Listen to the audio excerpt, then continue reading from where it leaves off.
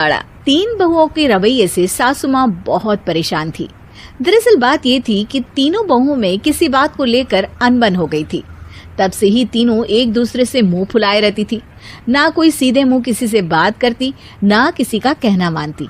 पड़ोसी भी इस बात को जानते थे और जाने कैसे कैसे बातें भी करते। इसीलिए सासू माँ ने तीनों बहुओं को तुरंत अपने कमरे में बुलाया। मैं कई दिनों से देख रही हूँ, तुम तीनों अलग अलग सारे काम कर रही हो। ये सब नहीं चलेगा, तीनों को मिलकर ही काम करना पड़ेगा। सास की बात सुनकर एकदम से बड़ी बहू बोल उठती है। नहीं मम्मी जी, मैं इन दोनों के साथ कुछ नहीं कर सकती। मैं इस घर की बड़ी बहू हूँ, फिर भी ये मेरा कहना बिल्कुल भी नहीं मानती। अरे जेठानी जी, जानबूझकर मुझे डबल काम करवाती है आप, और छोटी मुझसे टेढ़े मुंह ही बात करती है। इन दोनों के बीच हमेशा सैंडविच बन जाती है मेरी, और मैं हमेशा आलू की तरह बीच में मसली जाती हूँ। मम्मी जी, इन दोनों को लगता है कि मैं छोटी हूँ तो इनके पैरों तले दब जाऊंगी, लेकिन नहीं, मेरा भी उतना ही अधिकार है जितना इन दोनों का है। बड़ी आई दोनों मेरी चुगली करने के लिए, मुझे क्या कम समझ रखा है। तीनों बहू एक दूसरे से बहस करने लगती है और सास दोबारा ये देखकर टेंशन में आ जाती है और सबसे कहती है, चुप हो जाओ, अब से तुम तीनों सारे काम एक साथ करोगी। आंख बंद करके एक दूसरे की बात सुनोगी। तुम तीनों इस बात को गांठ बांध लो, वरना अगली छुट्टियों में तुम्हारा अपना मायके जाना कैंसिल। सास की बातें सुनकर डर के मारे तीनों हामी भर देती हैं। जी मम्मी जी, मैं समझ गई। हाँ मम्मी जी, जैसा आप कहें। आप जो कहेंगी मैं वही करूंगी।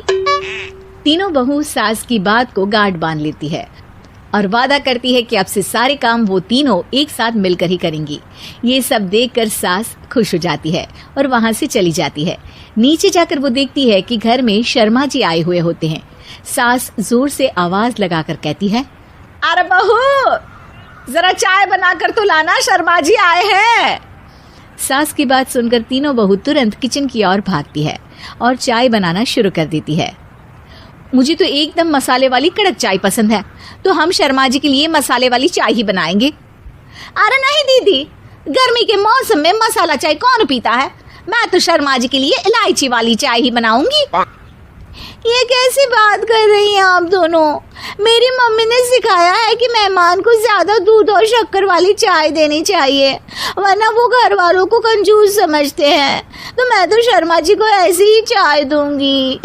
तीनों बहुएं अपने अपने तरीके से चाय में शक्कर, मसाला, पत्ती सब डाल देती है। उबलने के बाद तीनों मिलकर चाय बाहर लेकर जाती है और शर्मा जी और सासू माँ को देती हैं। चाय पीने के बाद शर्मा जी सासू माँ को देखकर शर्मा जाते हैं और शर्मिंदा महसूस करते हैं कि आखिर उन्होंने चाय पीने के लिए हामी क्यों भरी। सासू माँ भी चाय पीना शुरू करती है और कहती हैं, अरे बहू, ये कैसी चाय बनाई है? चाय है या मीठे दूध की बासुंदी? हाँ, चाय अच्छी नहीं लगी क्या? कोई बात नहीं, हम पराठा बनाकर लाते हैं। चलो चलो अंदर। हाँ चलो। हाँ, आती हूँ मैं भी। नहीं नहीं, मेरा पेट चाय ने ही चौपट कर दिया, वही काफी है। पराठे से पोपट नहीं करवाना, मैं तो चलता हूँ। शर्मा जी चुपचाप पतली गली से निकल जाते हैं। अगले दिन सास बहुओं से कहती है, अरे बहू, जाओ जाके ऊपर के गेस्ट हाउस की सफाई कर दो। कल हमारे यहाँ मेरे दूर के रिश्तेदार आने वाले हैं, तो पूरे कमरे को चमका देना, समझी? तीनों बहू सास की बात को मानकर ऊपर सफाई करने चली जाती हैं और तीनों कमरे की सफाई चालू कर देती है। बड़ी बहू मकड़ी के जाले साफ करती है, तो बीच वाली झाड़ू लगाना और छोटी वाली सर्फ डालकर जमीन धोना शुरू कर देती है।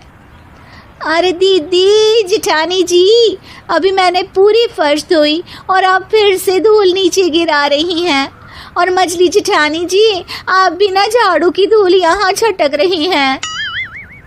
अरे तीनों को साफ करना है, एक साथ सफाई करते हैं ना। अरे वही तो, हम साथ साथ हैं, घर साफ साफ है। तीनों बहू ऐसे ही काम में उलझ जाती है और 2 घंटे तक एक ही कमरे की सफाई करती रहती है। बहुत देर से अपनी बहुओं को ना देखने के कारण सास ऊपर कमरे में उन्हें देखने जाती है, लेकिन कमरे में घुसती ही वो गीली फर्श पर फिसलने के कारण नीचे गिर जाती है। ओरी मोरी मैया, हड्डी मरोड़ के रख दी। आए मेरी तो कमर ही टूट गई रे। तीनों बहुएं सास को उठाती हैं और बिस्तर पर सुला देती है। अरे मेरे हाथ पैर दर्द कर रहे हैं, दबा दो आराम मिलेगा। हाँ जी माँ जी। अरे जी माँ जी माँ जी। और तीनों बहुएं एक साथ सास के हाथ को दबाना शुरू कर देती हैं। माँ की तो चीख ही निकल जाती है और नतीजा ये होता है कि सास के बचे हुए शरीर में भी दर्द उठ जाता है। हाय राम, ये क्या कर दिया तुम तीनों ने। अरे मेरी तो किस्मत ही फूटी है कि तुम जैसी बहुएं मुझे मिली। हे भगवान, पूरे शरीर में दर्द बढ़ गया है। अब तो पता नहीं कि चल भी पाऊंगी या नहीं। माफ करो, मुझे गलती हो गई मुझसे कि तुम तीनों को एक साथ काम करने के लिए बोला। सोचा था तीनों मिलके अच्छे से काम करेगी, लेकिन बड़े बुजुर्ग सही कहते थे कि 3 तिगाड़ा काम बिगाड़ा। तुम लोगों ने ये बात ना आज साबित करके दिखा दी। तुम तीनों को तो समझाना यानी मानो भैंस के आगे भी न बजाना है। तुम्हें अकेले अकेले काम करना है ना, तो अब से तुम अकेले ही अपना अपना काम करो। तीनों बहुएं वहां से जाने लगती है। अरे कहाँ जा रही हो? आप ही ने तो कहा कि अपना अपना काम करो, तो मुझे मुल्तानी मिट्टी लगानी है। अरे मुझे भी तो नेल पॉलिश लगानी है। मुझे ना मेहंदी लगानी है।